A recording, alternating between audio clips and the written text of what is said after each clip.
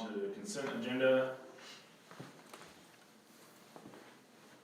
We'll mention one quick thing on the consent agenda. If you'll notice, there are 2 new hire contracts for elementary teachers. Darla is working on placing them, whether it'll be in 1st or 2nd grade. They want those 2, the staff in the interview process, so they want those 2. And there's still, I think there's some jockeying going on between where they're gonna end up being. So that's why there's not a specific position, but one will be 1st, one will be 2nd grade.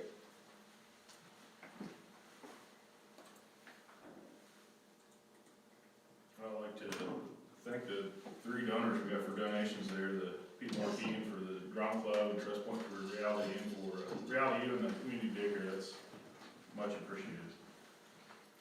Very much.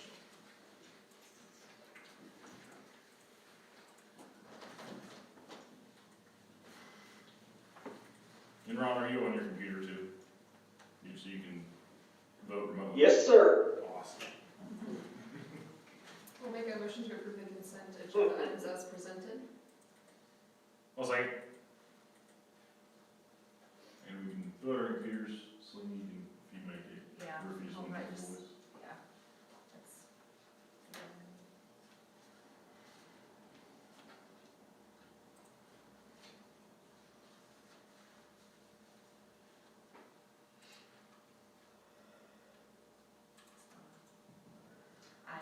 Thank you. That's like, it's not.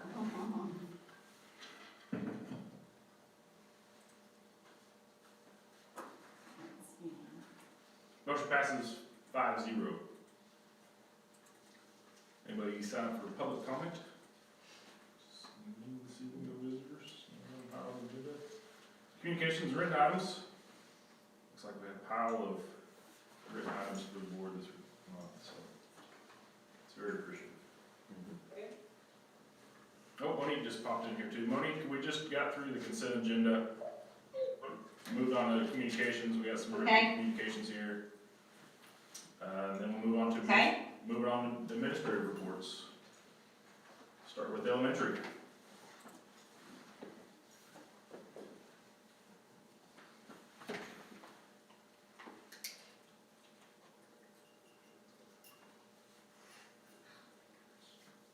Any questions or comments for elementary?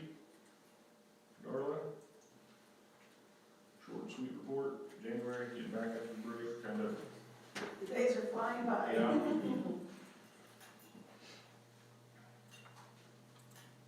Yeah, we moved to middle school. Matt's not here. He's still up at middle school basketball. They got about a quarter left in 8th grade games, but we got lots of information shared there. If he comes back in later, we can go back to him and ask him some questions.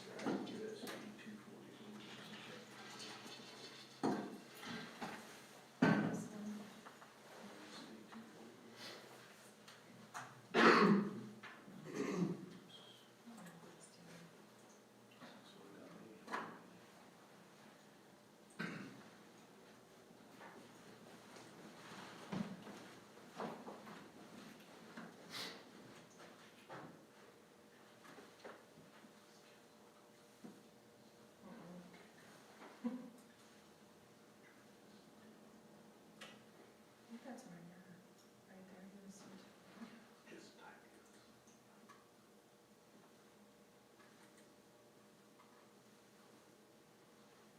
There we go, thank you.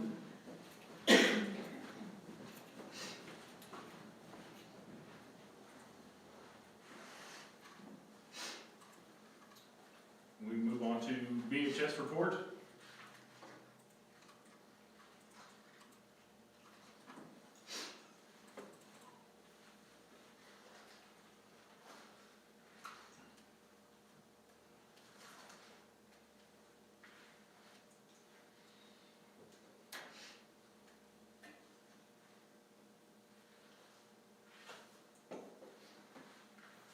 Any questions or comments for BHS report? Go ahead, Ron.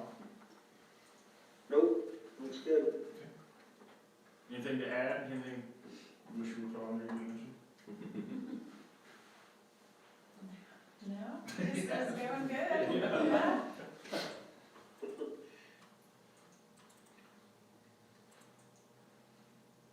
Move on to special ed. Education report?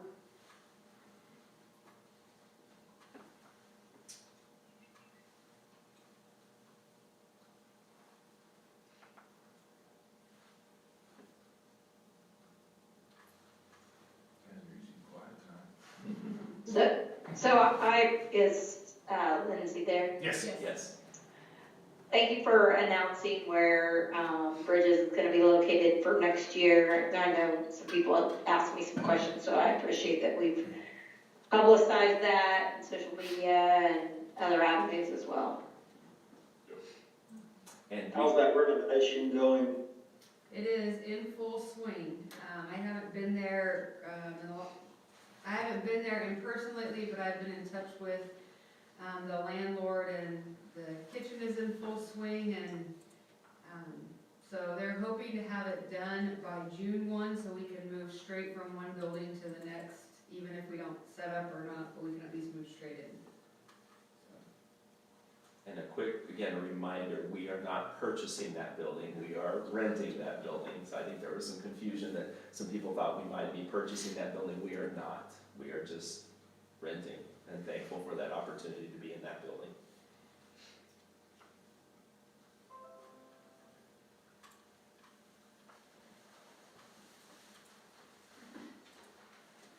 Sometimes I get questions over MOEs, and that was at the top of that, so if you have any questions or you good on that? We had to work a little harder this year to meet it, but I think that's really because we had some additional funding, and, but it was also a year that we had some staff changes, so it all balanced out pretty well, so.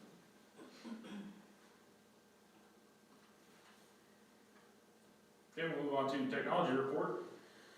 And Craig is here too, if we have any questions.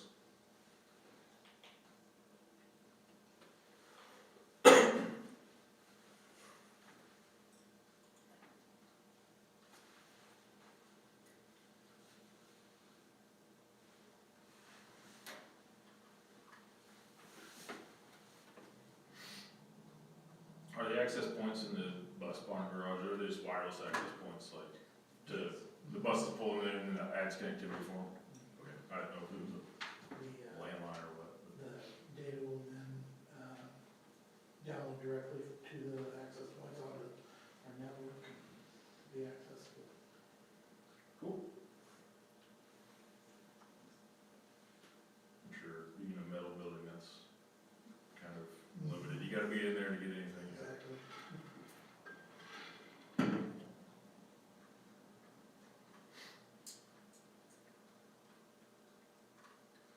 Okay, we'll move on to superintendent's report. Just a few items here as we start to get into, again, state assessments. Again, just some information there.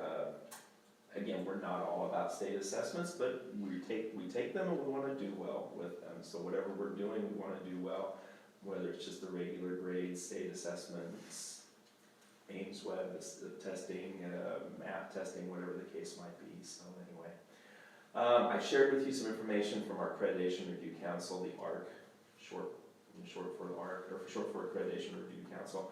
Again, this is our accreditation piece that we have gone through the process. Again, tremendous report, as you can see. They are recommending us for full accreditation.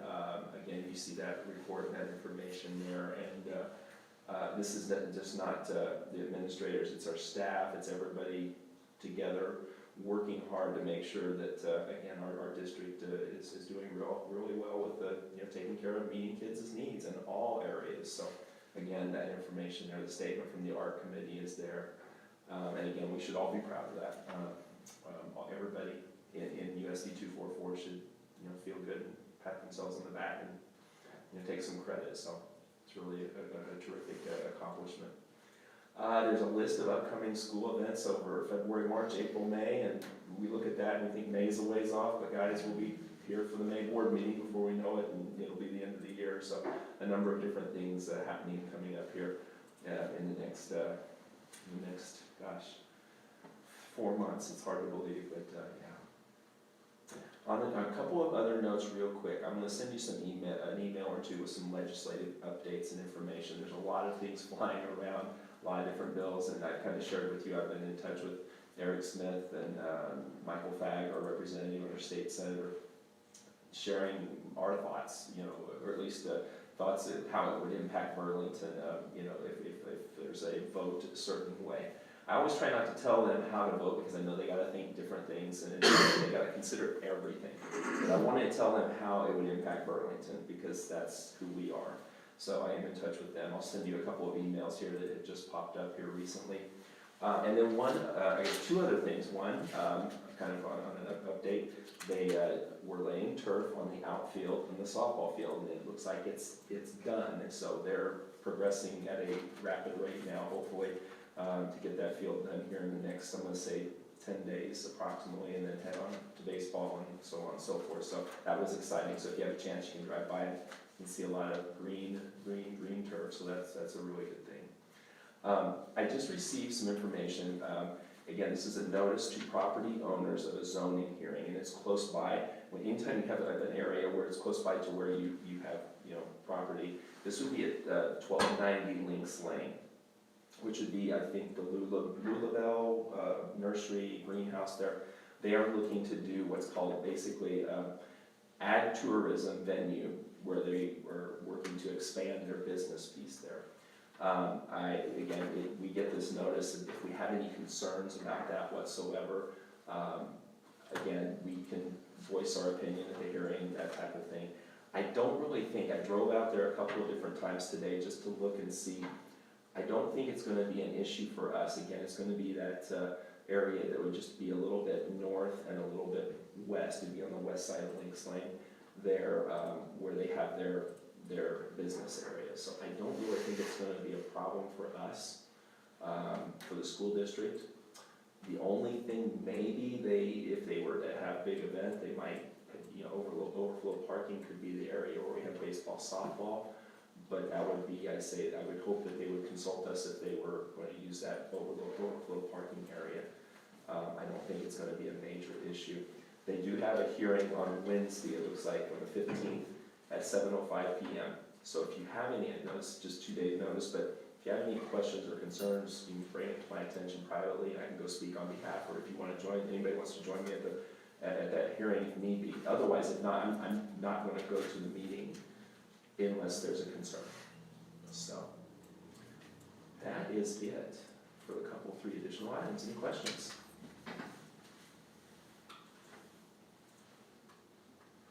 No, all good information. I know that they've done some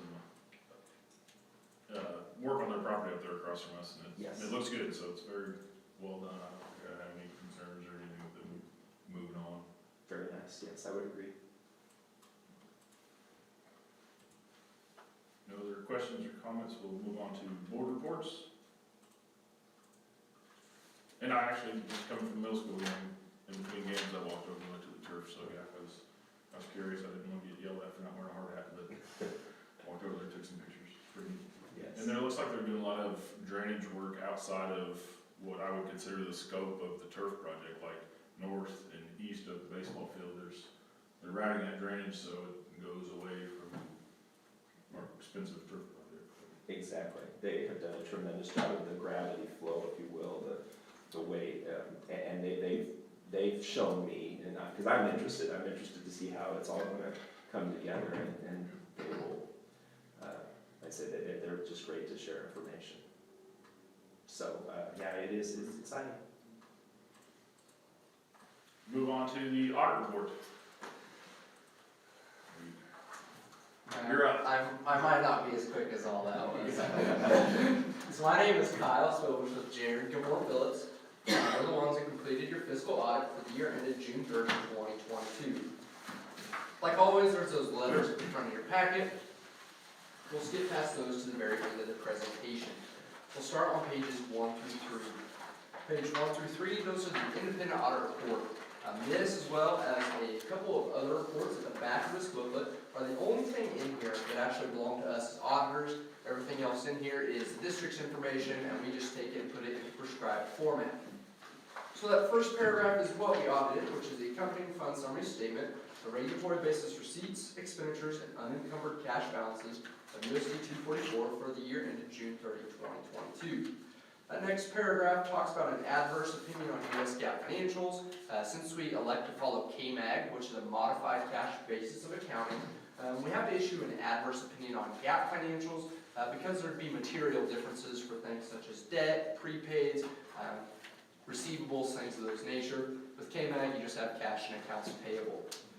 That third paragraph there is the most important. That's that unmodified opinion. I do like to point out that they did actually issue some new regulations where they changed this report around a little bit. And these, if you notice, they did move these opinion paragraphs up to the front, just for the sake of saving people the trouble of having to read 3 pages. So we issued an unmodified opinion on the financial statement, which is the best opinion that the district can receive. And we believe that the numbers presented herein are a material, accurate representation of what happened during the year. Those next 2 paragraphs kind of touch a little more on that basis for adverse and unmodified opinion. Down there at the bottom, we talk about management's responsibilities, making sure our numbers are correct, as well as making sure that our checks and balances, kind of our controls, are operating effectively throughout the year.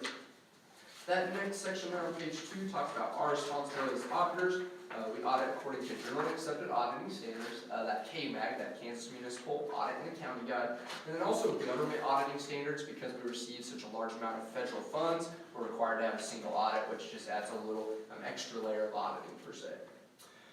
Those final couple paragraphs there on page 2 and page 3 talk about supplementary information. We have some various required supplemental schedules at the back of this audit, which we'll review, as well as talking about how the prior year information is in here as well, just to kind of give you an idea of kind of what happened one year to the next.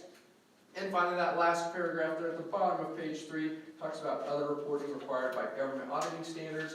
Like I mentioned, we've got that single audit, so you can actually choose to issue 2 separate audits of financial statement and that single audit. We choose to stick it together just for the sake of having it all in one place, and that's what that paragraph is mentioning. So now we're going to go to pages 4 and 5, which is statement 1.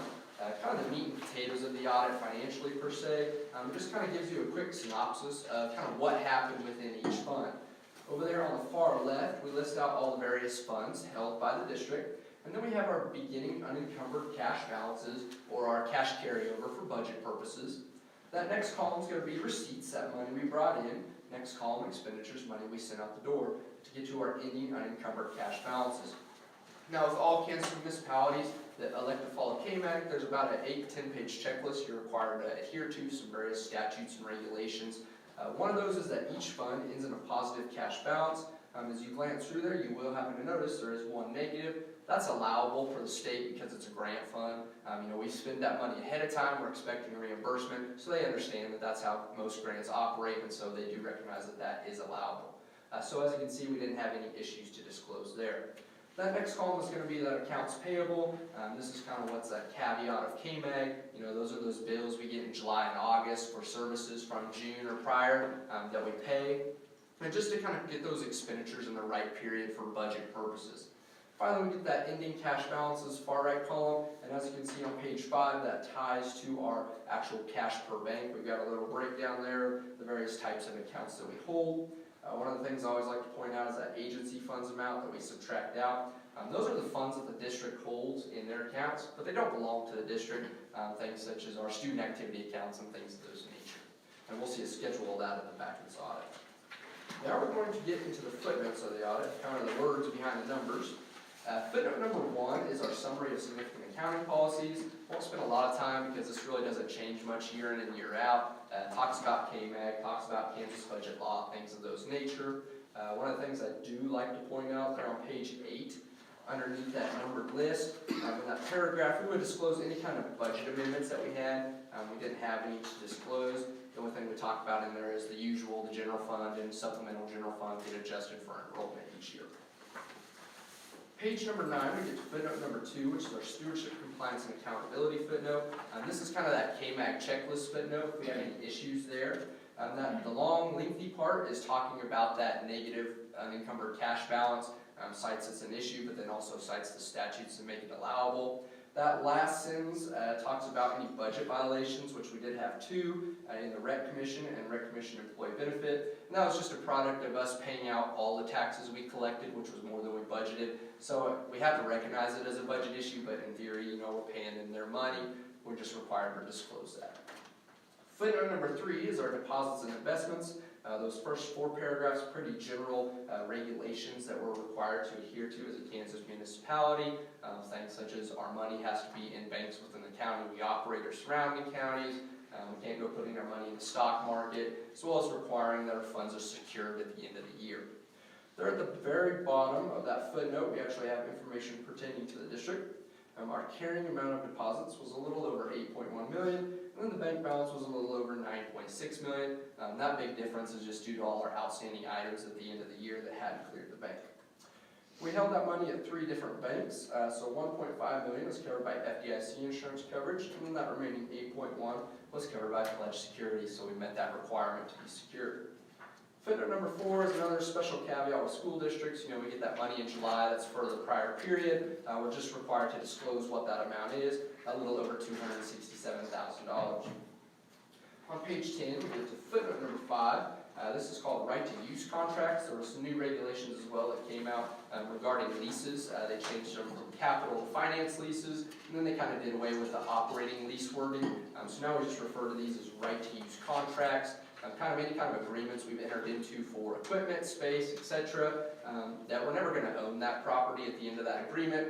We just kind of are renting it per se. We just disclose what that amount was, a little over $6,900.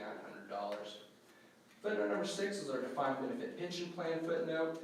Those first 2 paragraphs, pretty cookie cutter, don't change much year in, year out. That third one, the only major changes is just we changed what the rates were. Those always fluctuate year in and year out. And then those remaining 2 paragraphs there on the bottom of page 10, kind of some legislature type stuff as far as what they're doing as far as underpayments and overpayments with capers. At the top of page 11, we actually get into information pertaining to the district. That first paragraph discloses the total amount that we remitted on behalf of our employees for capers of a little over $1.3 million. And then that second paragraph is always that scariest footnote in here, that net pension liability, that amount we would owe if capers were ever quit being funded by the state. Obviously, we don't ever foresee that happening, but as you can see, it's a pretty large number, and since this is an underfunded plan, we are required to disclose that, and it's a little over $10.1 million.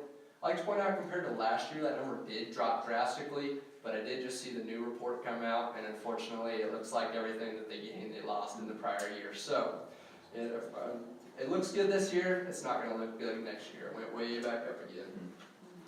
Footnote number 7 is our other long-term obligations for operations.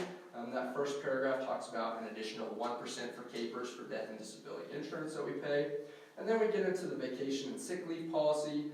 In these, we just kind of disclose what the policy is, and then we calculate out what that liability of hours that carries over from one year to the next year. For vacation, it was a little over $46,000, and sick leave, it was a little over $415,000. Just taking those hours times their rate at the end of the year.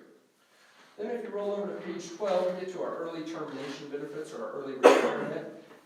That first paragraph just kind of discloses what our policy is. That second paragraph talks about the total amount we paid out on behalf of our early retirees. During the year, it was a little over $50,000.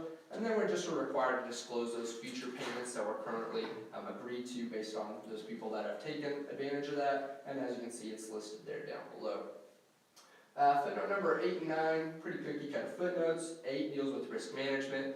We mitigate our risk of loss through the purchase of insurance. That one doesn't change much year in, year out. Same with footnote number 9, contingent liabilities.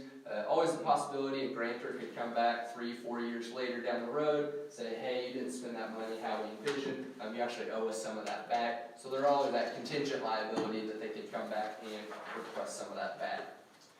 Footnote number 10 is our interfund transfers. One of the biggest things to take away from this one is just that all of our transfers had statutory authority to be made.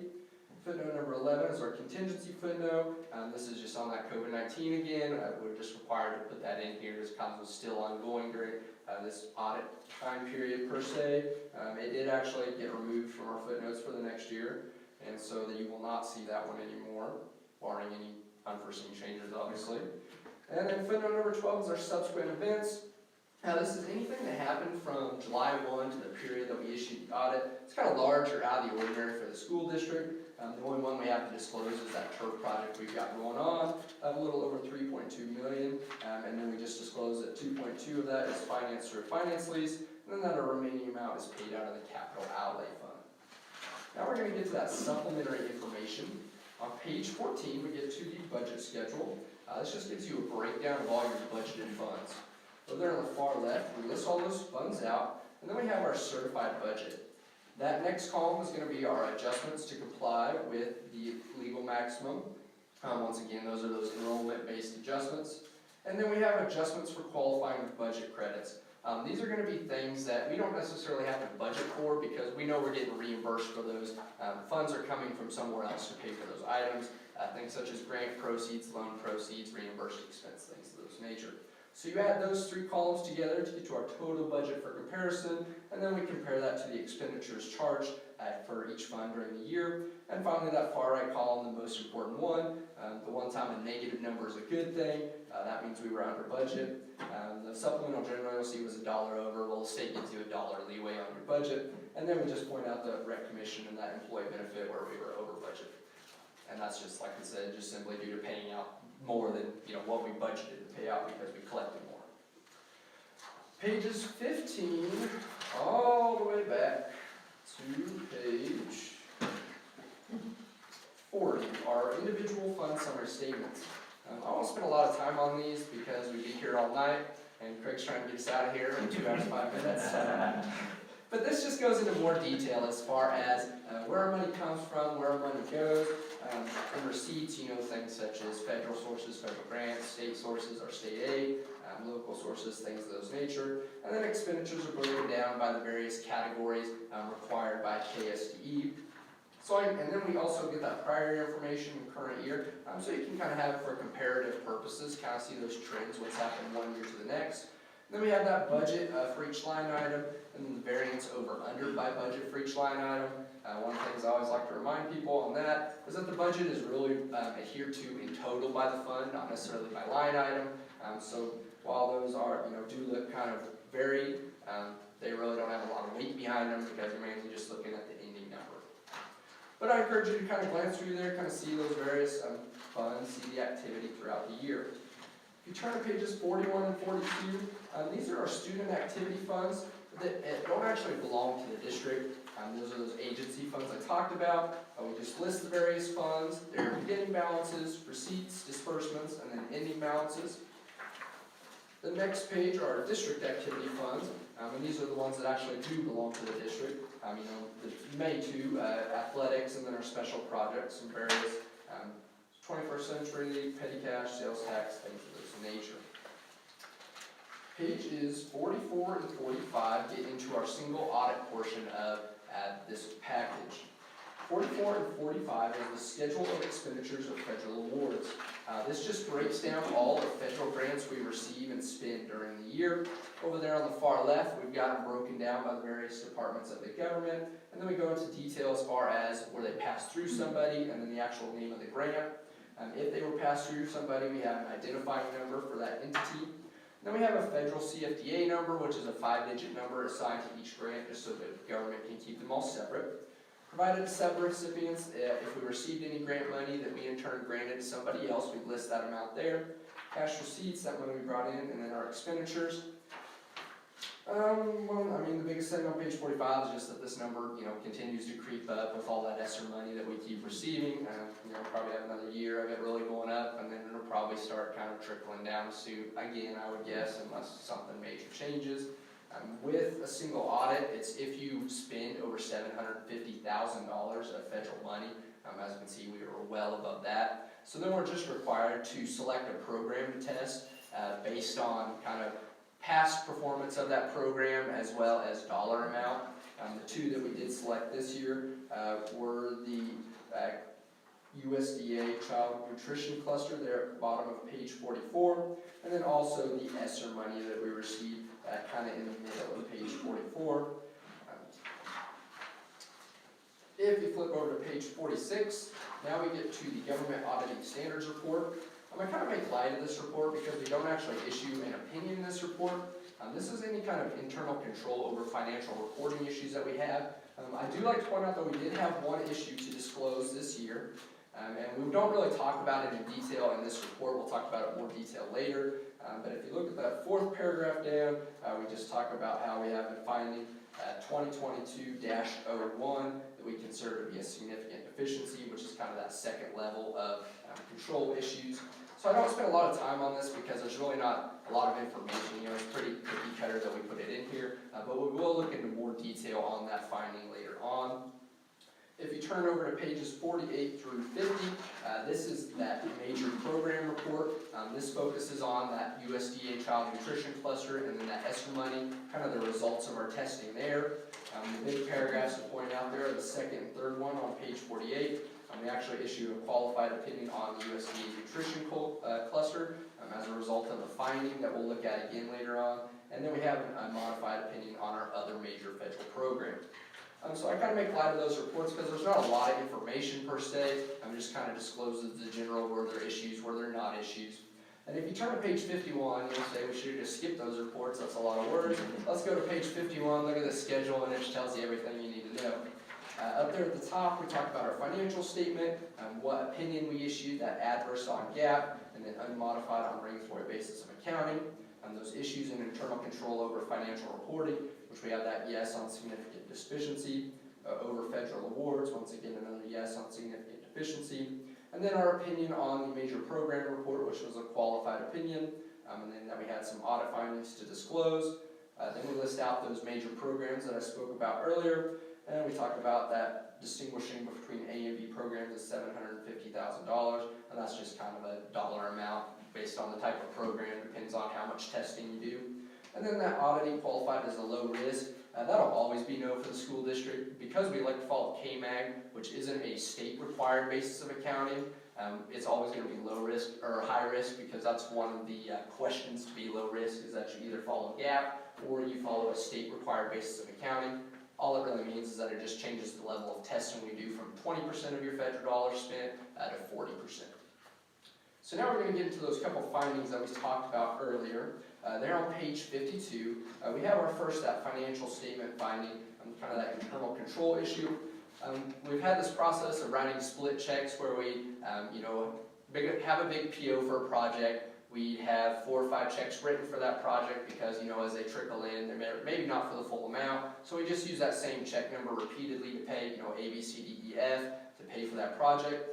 During the audit, when we were looking at that, and it traditionally hasn't been a problem, I will note that in the past, but during the audit, when we were looking at it, we happened to research this one check, and we found that one of the checks was written to, I don't remember the vendor off top, but maybe some type of supplies per se, and then the check number actually went to Kansas Department of Revenue for sales tax.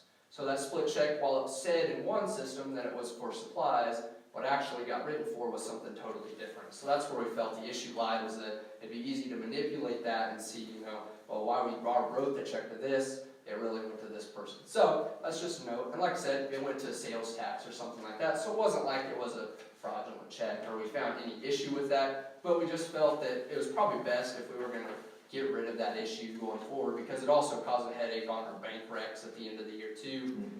And so we just felt like it was necessary to bring that to the board's attention if that was out there. We do like to point out that in February of 23, we actually have stopped using that. Kristen will confirm that.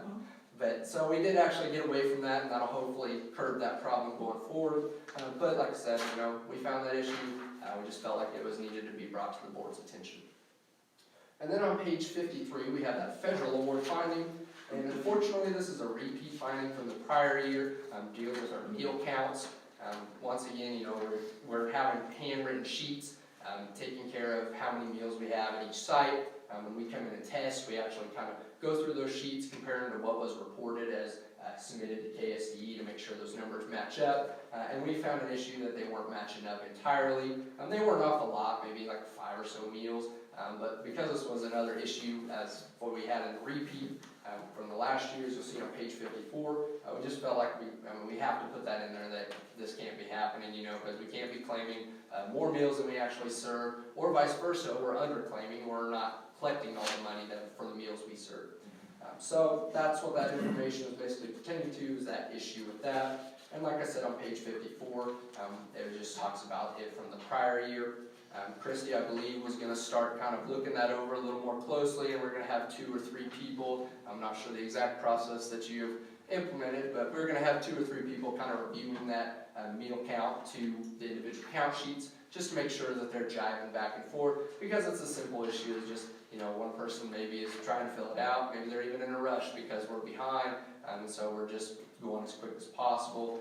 Maybe having another set of eyes on that will catch those little mistakes and make sure that we're accurately reporting our meals. And then back there on pages 55 and 56, this is a corrective action plan. If there's finding, we're required to put that in here. Kind of the district's response to the findings. Kind of sums up everything that we've been talking about as far as what's been implemented, what our processes are going to be going forward. But this is just the district's response per se to those findings. Now we'll go back to the letters that are on the front of your packet. It's just one packet of stapled letters. These first 2 pages are what they call a presentation letter. If we were to ever have issues with Craig or Christy getting us the information we needed, in the past we could just come to the board orally and kind of report those, say, hey, this is going on, I want you to be aware of that. We didn't have any issues to disclose. We're just simply required to now put that in writing in this letter, and that's what it's saying is, we didn't have any issues, no problems as far as the audit went. We had great staff as far as, helping us out, making sure that we're getting what we needed, as well as, I would say, a commitment to trying to be better. Christy's really worked hard with Skyward in the last couple months to really nail down that process of bank recs, as well as just in general, training yourself more in depth. So I will commit to that. On that 3rd page are our audit adjustments. Nothing really major in there to point out. Some of these are just kind of some generic record interest income on some of our investments, our CDs, and then just some various adjustments with accounts payable and some transfers. So really nothing I feel like needs to be pointed out that really sticks out as out of the ordinary and major. And then on the 4th page we get to our management representation letter. This is in that stapled packet. It's got the date at the top but no letterhead. This is what we like to refer to as a reminder letter. We really encourage the board as well as management to reread this letter each year.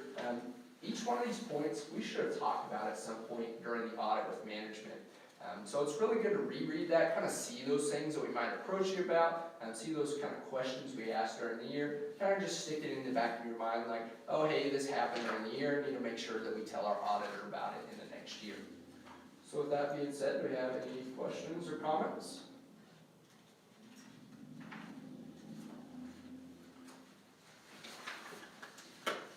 Kyle and his crew do a very, very, very thorough job, so again, want to commend them for their work. And Christy and our central office staff, Cindy, Nicole, Missy, and the building staff that present the information as far as all the count information. They do an awesome job as far as getting everything together.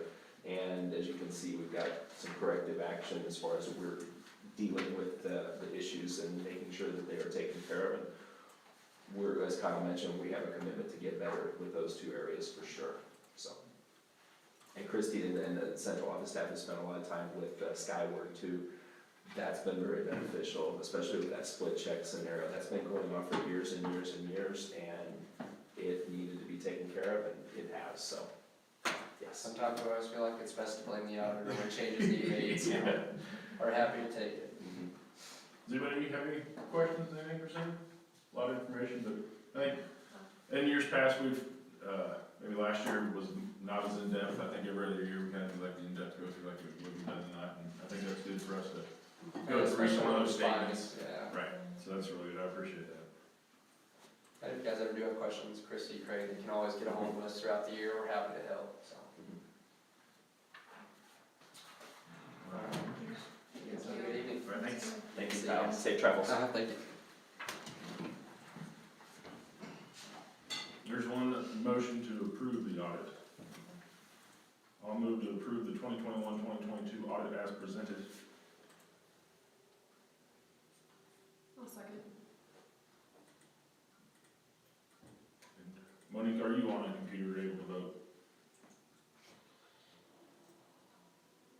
Yes. Okay. Yeah.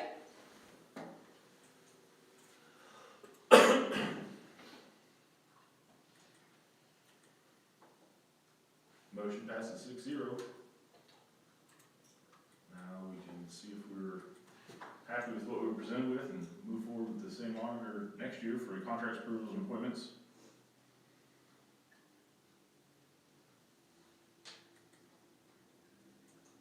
This is kind of the same, line the same numbers, I think, as last time, right? Slightly more. Slightly more. We're about $600.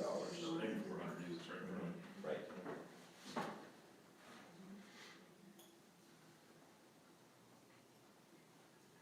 Seems like a very professional presentation every time we've had them come in here. I think we switched 3 years ago. Meinshauser, yes, was This with, is his third year. Yes, so the old place got out of school auditing, they right? did. They did. The owl is barking. Yeah, no, I like how he presents it, and it seems like are they good to work with? Very. Very. It's thorough and. And we can get in touch with them at any time. They are just immediate. If they're not there to take our call, they call back very, very quickly and just have a really good working relationship with them. And they help us and, yeah, a lot. Yeah, we recently had a 3-day work session with Skyward that they came in on site, which was excellent. Awesome. And they were able to work together, or we were able to work together with both Skyward and Kyle to work through some things that had kind of been hanging out there for a few years. So he was really good. Still is. He's available whenever I need to Good. or have a question.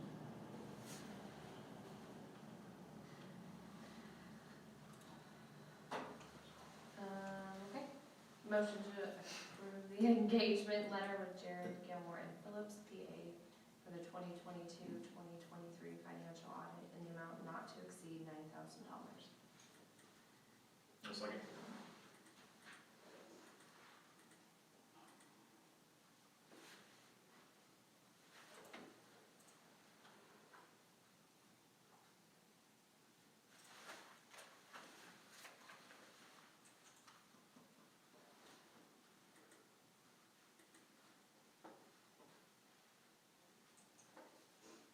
Motion passes 6-0. Move on to the personnel section of the agenda.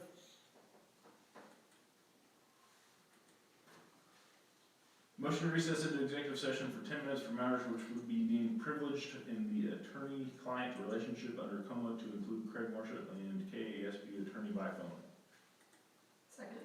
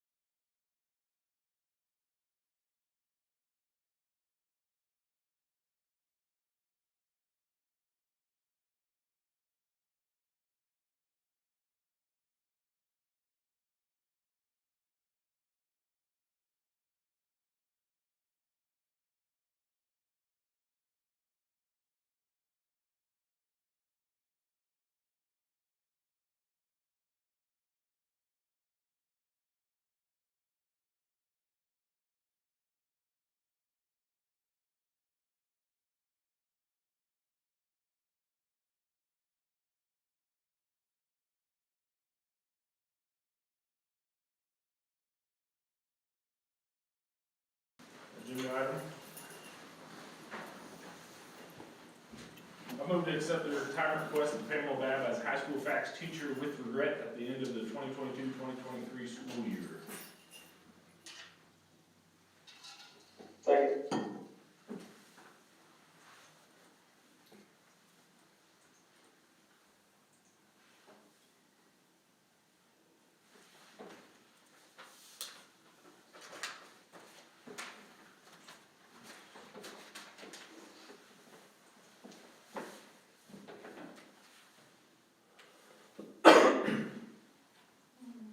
Monique?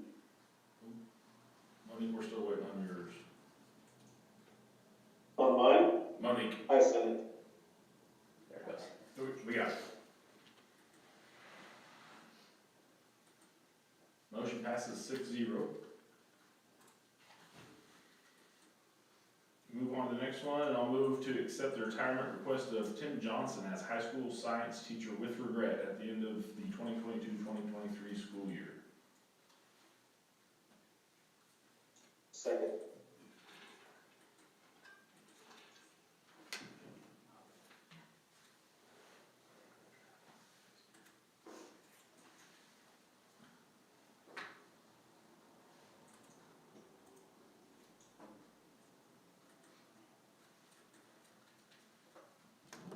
Motion passes 6-0.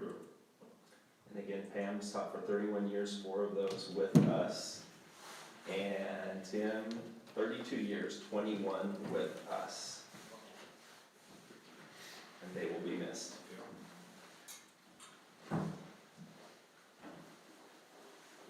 Move on to the results monitoring report. Sure looks like science and social studies. Perfect. Good timing.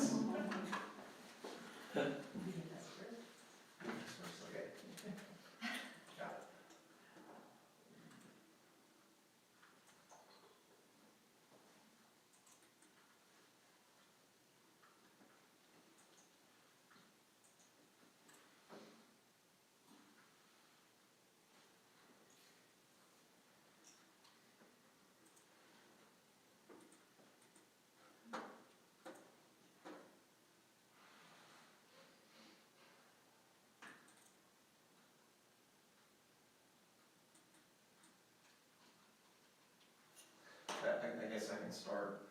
The social studies test, it was new last year where they had to come up with a project and they had to write about it. We have never gotten back any sort of formal results from the state at this point. So it was administered. We don't have anything. It was scored locally too, so Yeah. it's not. So it's not, there isn't anything formal from the state at all. We still haven't gotten anything back from them. We'll be testing, doing our juniors this year, and then next year seniors, so the same kids. And then from that year on out, we're gonna do all seniors. So we kind of get a plan in place. For social studies. In our building, we do fourth grade. Ours is only 7.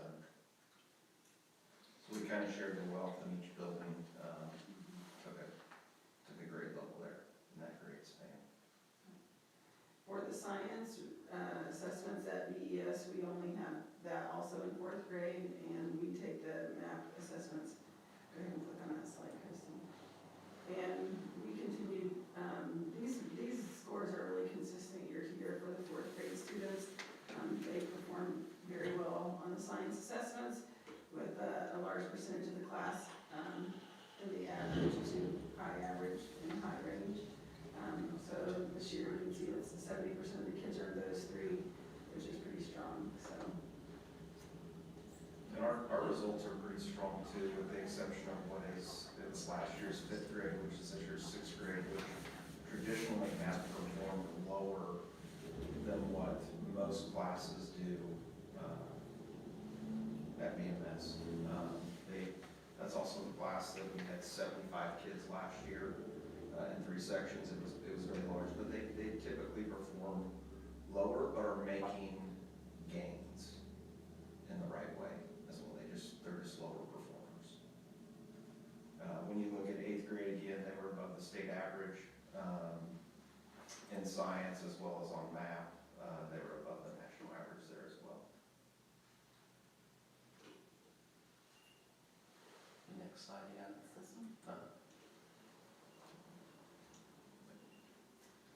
51% scored in the high average to high category, which is pretty exceptional. And again, overall, they're above the national average there.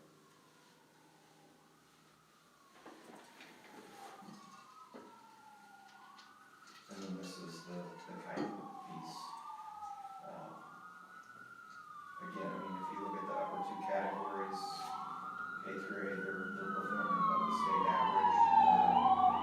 And then again, 5th grade, that would be this year's 6th grade, has performed below the state average in just about everything.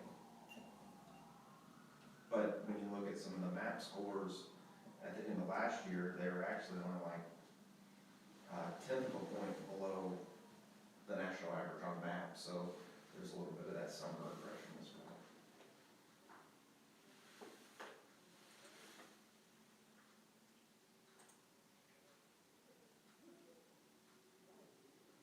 Next one.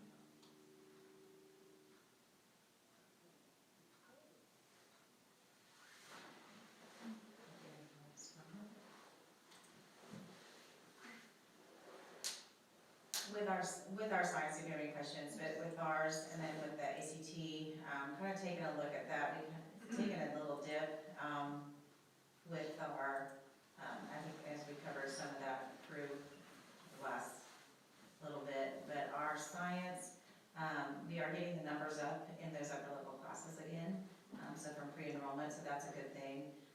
Doing some engineering inside of the classrooms and adding engineering pathways. So as we looked at our scores, what we can do to kind of get those in there. And then with the, what's the last one? Is that the college and career ready one?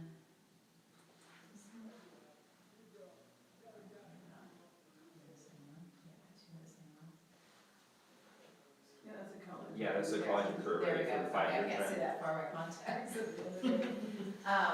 And so really what we're looking for here is making sure that our kids are at that point. So, I mean, anytime you look at the data that's triangulated, ACT, and since all of our kids take the ACT, we tend to take a little dip in that because, and what we've done is rerouted some of those science classes so that there's not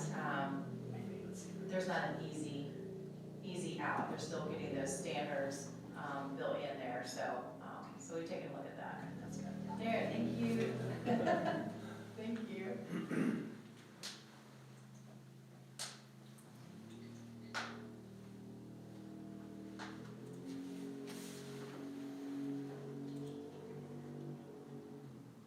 Any specific questions any of the board members have on results?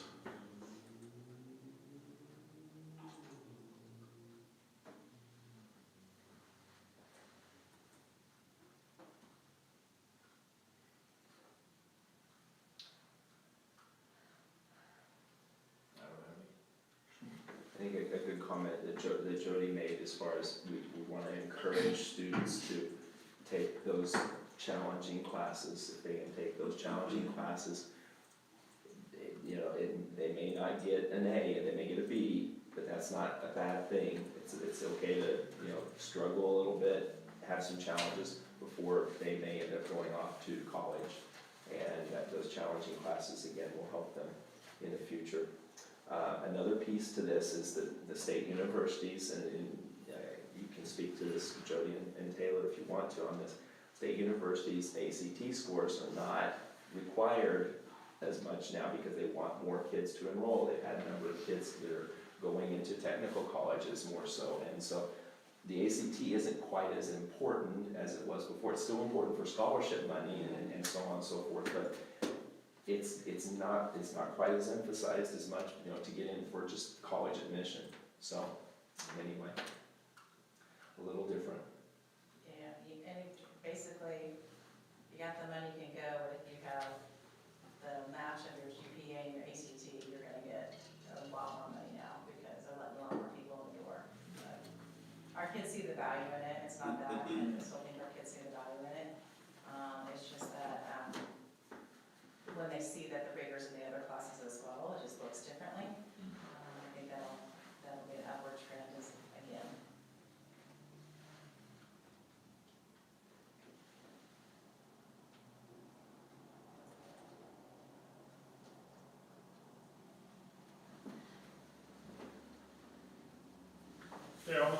accept the results monitoring report concerning science and social studies as a reasonable interpretation of the Board of Education's results policy.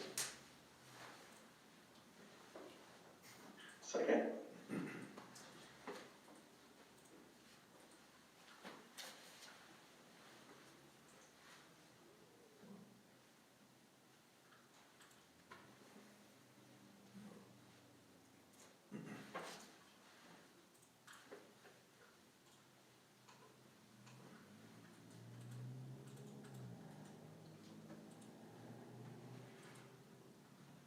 Motion passes 6-0. Move on to board policy. The first item on there is the calendar for 2023-2024. Okay, I've shared with you some information in the past. Draft one, calendar draft one was presented to our staff in all the buildings in December. They gave feedback before Christmas break, and then that created some time for us to look over some possible adjustments. Overall, I'd say draft one was a pretty solid draft, but it did create an opportunity for us to create a second draft, which, some slight adjustments. Administrators were involved in discussing this as well, as far as some slight adjustments from the comments and the information we received from draft one. So with that being said, there's just a few adjustments that we ended up making from draft, I'm gonna say from draft one to draft two. We just switched the September in-service day from the 11th to the 18th. Just wanted to not go back-to-back Mondays there with kids being off in 2 4-day weeks there. That was one adjustment. Let's see. Draft two also allowed us, because buildings, especially middle and high school, struggled to get conference time in. So with that being said, we ended up doing conferences at both the first semester and second semester conferences to give a day and a half of time, so we're not jammed with just really tight windows. And it seems like parents just get a chance to sit down, and then it's done. They just have more time at the middle school and the high school level. So with that being said, we did allow, again, the adjustment in the calendar allowed us to add some additional time for parent-teacher conferences. We left the in-service day in January as that's Martin Luther King Day, as is. We adjusted the February in-service day to February 9th. It's not President's Day. If I remember right, President's Day is that in February. The 19th. Yeah, we adjusted that because we were having some difficulty with in-service presenters. They would typically take off those holidays, Martin Luther King and President's Day. So if we have some presenters coming, we at least wanted to have an opportunity. We moved out of that February where we don't have in-service, where we moved that to April instead. So if you look at, again, parent-teacher conferences, first semester and second semester, you can see that they're uniform. I should have mentioned this before, I need to backtrack here. They're actually uniform in all 3 buildings. They're going to be held at the same time. Something a little different we haven't done in the past. And that would be in September on the 28th and 29th. On September on the 27th and 29th. So it's a Wednesday and a Friday all day long. I'm sorry, I got ahead of myself on that. And then in the second semester, they're going to be in February on the 8th in the evening and the 9th all day long. So that will also give us an opportunity for maybe some people that need conferences during the day. We haven't done that. We've done 2 evenings in the past. Okay. I'm going to stop there. Questions? Anybody so far? Anything? On draft number 2, February, in the text in the middle says the 26th is an in-service. Oh, we need to take that off. Thank you. Yeah, we'll make that adjustment. So that comes off. That's not just a wrong color square. Correct. Yeah, that comes off. We just didn't get that. Thank you for catching that. I have a lot of people tell me we should take Mondays after Super Bowl off, but There's a lot of kids negotiating today. Was that a motion? I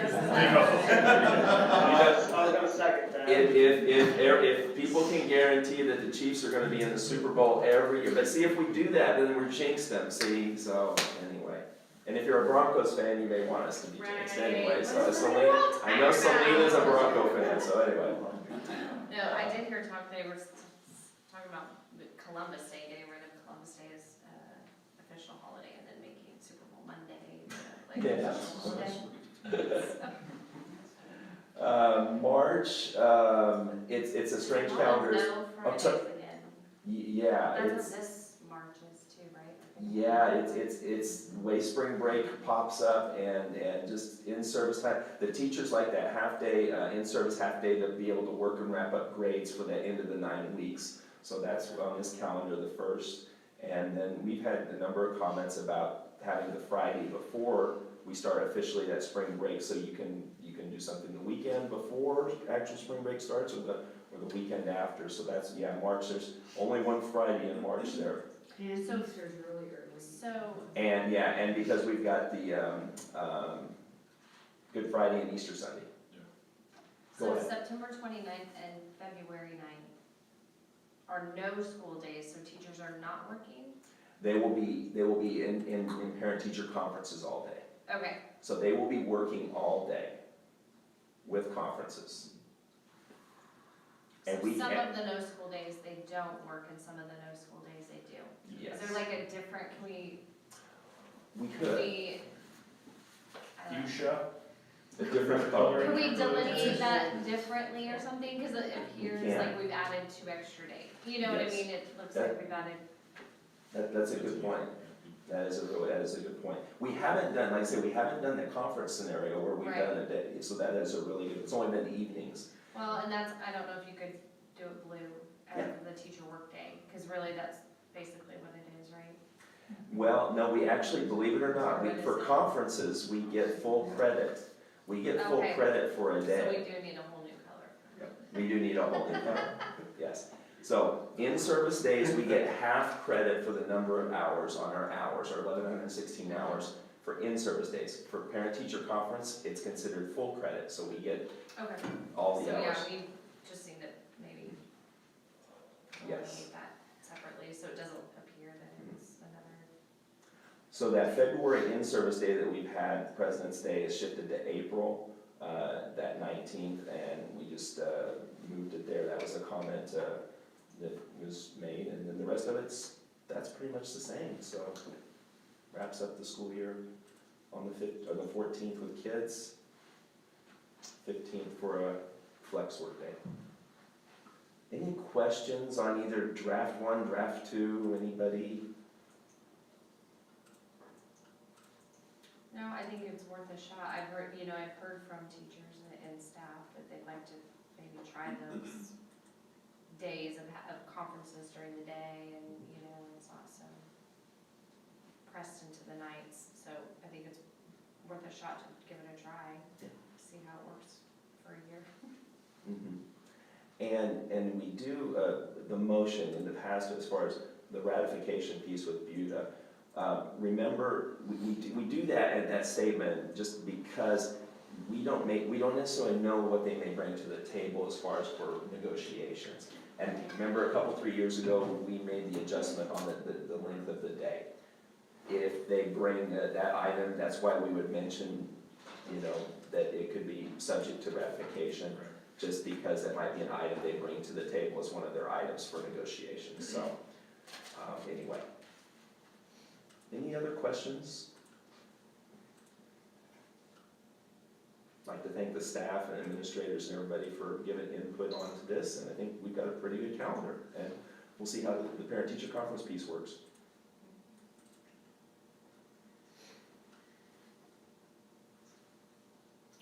Make a motion to approve the 2023-24 calendar draft number 2, subject to final ratification of the employment contract with BUTA.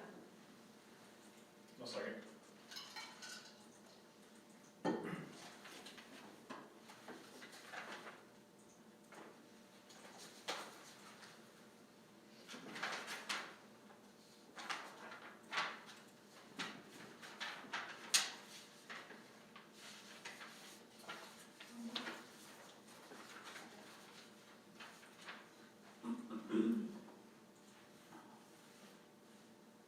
Motion passes 6-0.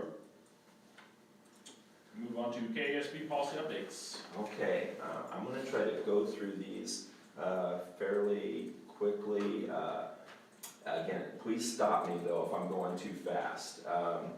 The first one, the GAAP, complaints of discrimination, there's, again, those notes that you guys see on that. It's just a revision and updating, clarifying the process. Again, if you have staff that have complaints, and again, they've just made some adjustments there. There's a spot where it says my position, address, email, so on and so forth. We put the generic title superintendent at 301 Neosho. There's a couple of those pages, a couple of those spots on that first page there on GAAP, complaints of discrimination. Let me see. Again, they've just adjusted with a lot of word. I try to, adjust the wording to make it, again, simpler, easier to work with, if that's, I don't know if that's possible or not. But again, we don't commit the board policies to memory, but we know we've got a place to go and following a process or a procedure if we do have to deal with certain things that come up. That's GAAP. There's not anything, I don't know if anybody noticed anything.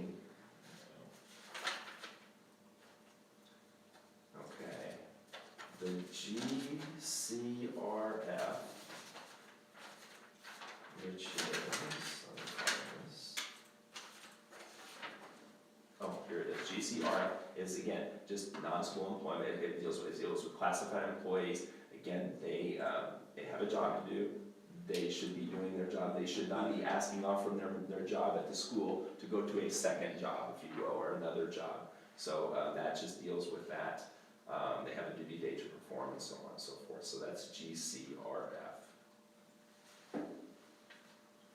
The IDAB, we will put in there on certain spots like student mental health.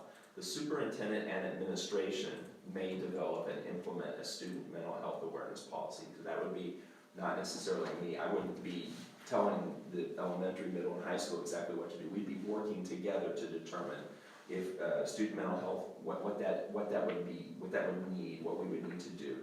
Dropout prevention, the superintendent and administration may develop and implement programs. So if there's a dropout situation at the high school, Mr. Wilson, Mrs. Grover, they meet with those students. So again, it's not just superintendent, it's superintendent administration. The at-risk students again, the superintendent and administration shall be responsible for developing a program. So those are just the wording changes there. On IDAB, IFA, again, just talks about classroom displays. Pretty self-explanatory there. And that's a new one, right? That would be adopting a new policy. It doesn't exist as is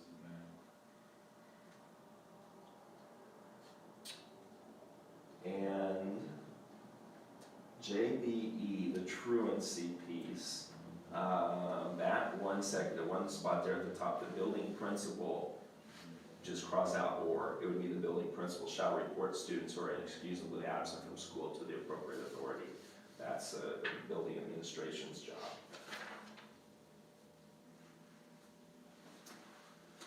Truancy, let's see. The next one is JCE, complaints. This kind of ties in, you'll see some very similar wording to GAAP in the JCE, complaints of discrimination.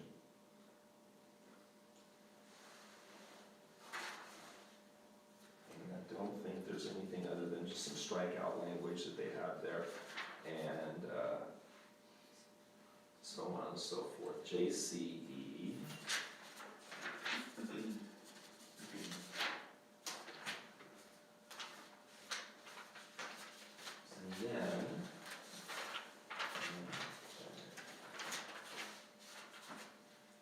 JDD. Never print these off on two-sided. Yeah, I was looking at the notes. Thing really may major there until you get to the last part of that. The board or hearing officer appointed by the board shall hear the appeal within 20 calendar days after the notice of appeal is filed. It's just a standard operating procedure there within 20 calendar days.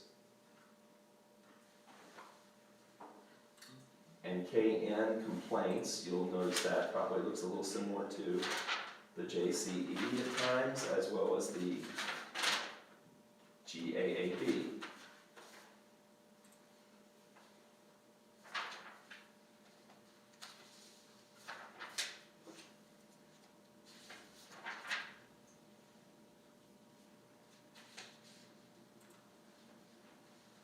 And at times they refer back to board policy during this policy as well. Okay. And then there's an additional piece there about complaints about school rules. Any student may file a complaint with the principal concerning a school rule or regulation. As it applies to the student, the complaint shall be in writing, filed within 20 days following the application of the rule or regulation, and must specify the basis for the complaint. So then the principal then shall investigate the complaint, inform the student of the resolution within 10 days after the complaint's filed. So it's just, again, that standard operating procedure of what needs to occur.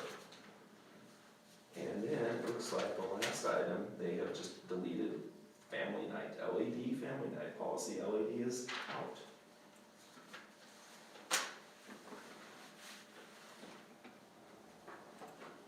Even though we do have some things in place for Wednesdays and Sundays, if we were ever to have those things, I have to notify you as the board, let you know ahead of time, and the reasoning why. We also notify the ministerial alliance as well. We have our own protocol in place for that. Okay, that's a lot. Questions?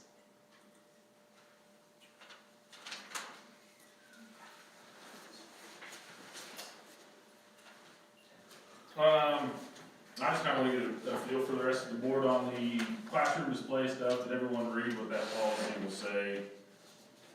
That's kind of a new one, and it's kind of saying that if materials are placed around a classroom, it's implied that that's kind of what the school board's saying. And there's lots of people placing things in their classrooms that may not be agreed upon by the school board, but whatever. So what it's saying is that that is our free speech to say. The teachers can put them there, but they'll be classroom appropriate, grade appropriate, learning about curriculum based, not other things. So I feel that that is something that should be added. The other one, I actually like the LED being in there. I like to maintain every year when we talk to the Ministerial Alliance, they talk about maintaining the Wednesdays and Sundays kind of whole. And the reason that KSB has that in there to review it and delete it is to give school board more flexibility. That's kind of what it says. I don't know if we necessarily have other evenings we want to delegate as we don't want to do things this night. But. Well, do we kind of have an unspoken or unwritten, like you said, he calls us, we know in front of ministerial alliance or whatever. But like, we're not always all gonna be here, so it's kind of nice to have that policy in there because I think that's something that we want to stick to as a district to hold that, so. And I think it holds up our agreement with our community. Right, That it we've looks like said we're not we're trying to not get away going to. from it, I We're guess, not going to yeah. back out by removing that policy, and then Jay's in here in September 11th. Right. But those are my comments. I didn't know if anybody else had any other comments about Now the changes. currently, just so you know, I'm gonna read LED as it reads right now. We can leave it in there too. Yep. No school activity is to take place on Wednesday night or on Sunday without permission of the superintendent. These times are set aside for family activities. Right. If the superintendent permits any exceptions to this policy, notice shall be given to the board. So we do have that, but we can leave it as is. I think we go above and beyond that. I mean, you always reach out to everybody if we have to do something on this, but I don't want to give the impression that we're Right, trying to get rid of the. Sunday written practices and Wednesday whatever. Right. Yeah.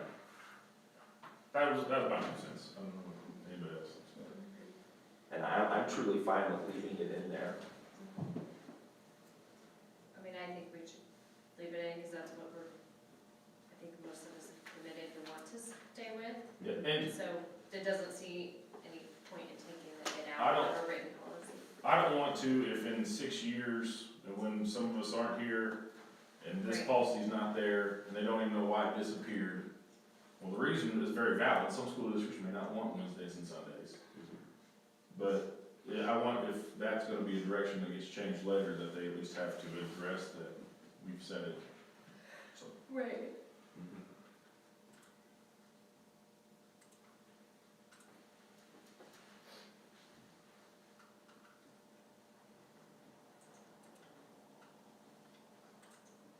So do we,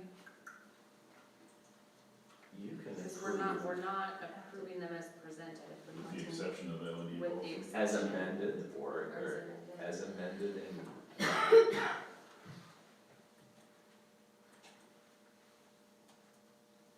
and Christie and I will go back through those, well, the LED as well as filling in those spots there that we've just talked about.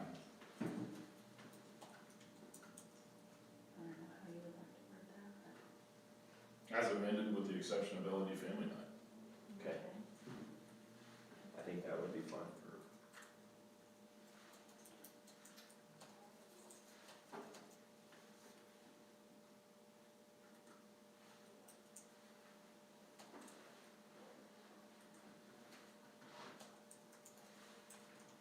Is there any other discussion or comments? I'll go ahead and, I don't know if Chris is, how you're gonna have it typed out, but move to approve KSB policy updates as presented with the exception of the LED policy. And, I'm sorry, as amended with the. As amended with the exception of LED policy. Mhm. I'll second.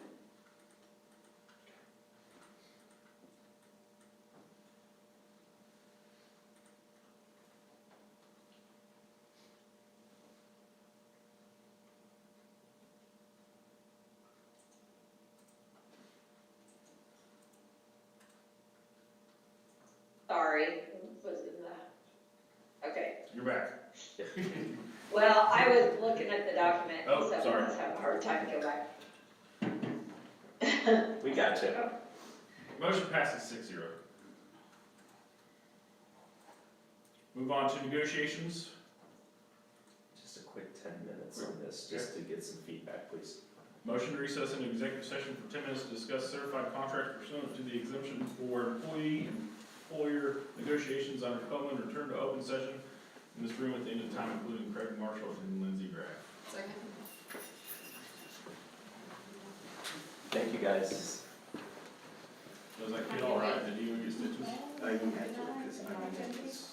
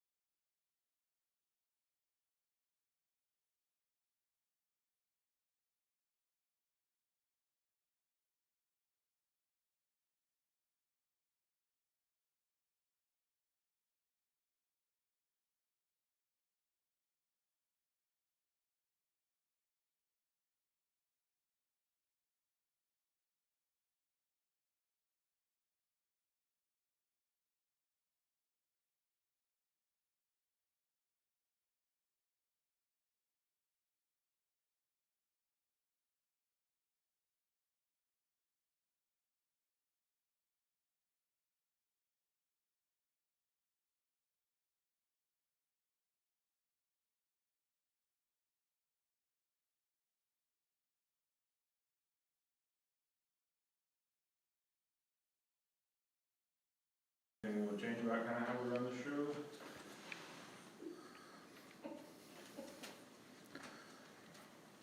Okay, meeting's adjourned. A reminder, Wednesday, if you guys can make it, Thank you, guys. Wednesday, if you can make it for the strategic planning. I'll be out of town. All right.